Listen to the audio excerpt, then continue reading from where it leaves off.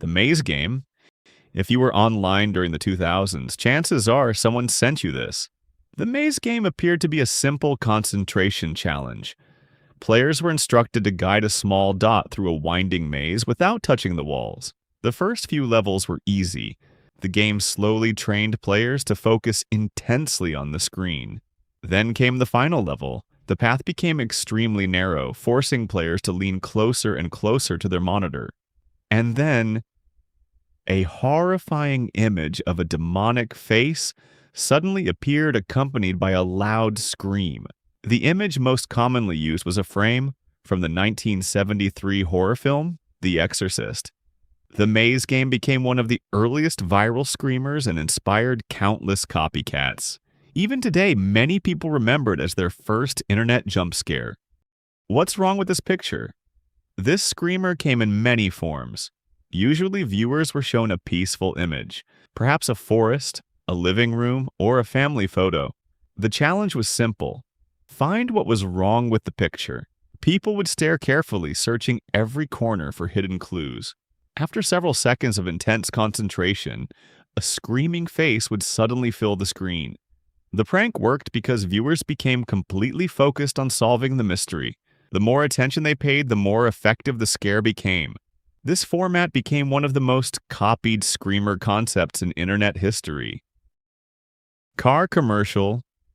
This prank disguised itself as a car advertisement. The video showed a peaceful drive through a scenic countryside. Nothing unusual happened. There was no dialogue, no indication that anything scary was coming. Viewers naturally became curious. Why was this video so boring?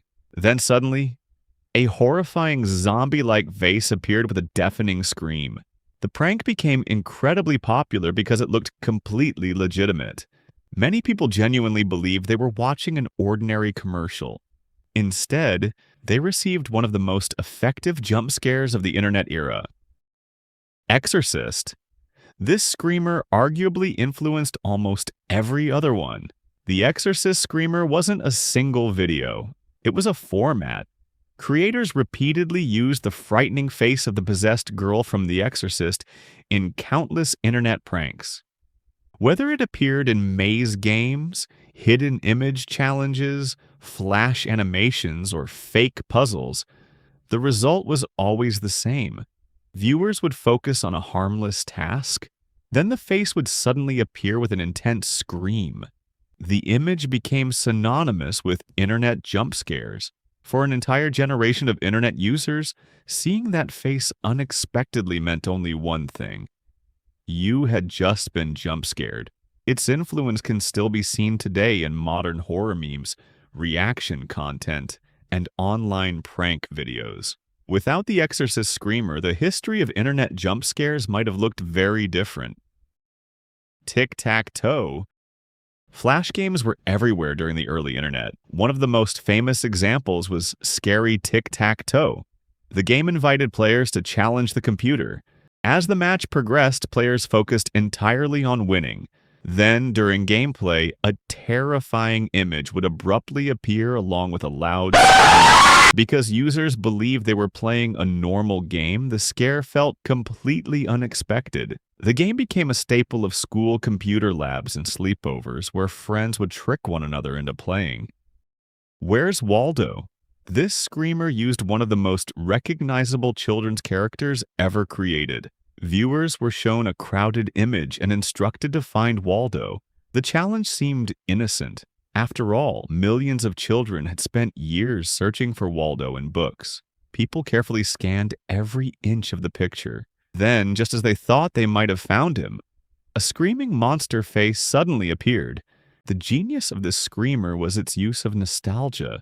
Nobody expected a childhood puzzle to turn into a horror prank. That contrast made the scare even more effective. Ghost Chair. Ghost Chair was a viral screamer video that appeared around the mid-2000s. The video presents itself as paranormal footage from an office or room, monitored by a security camera.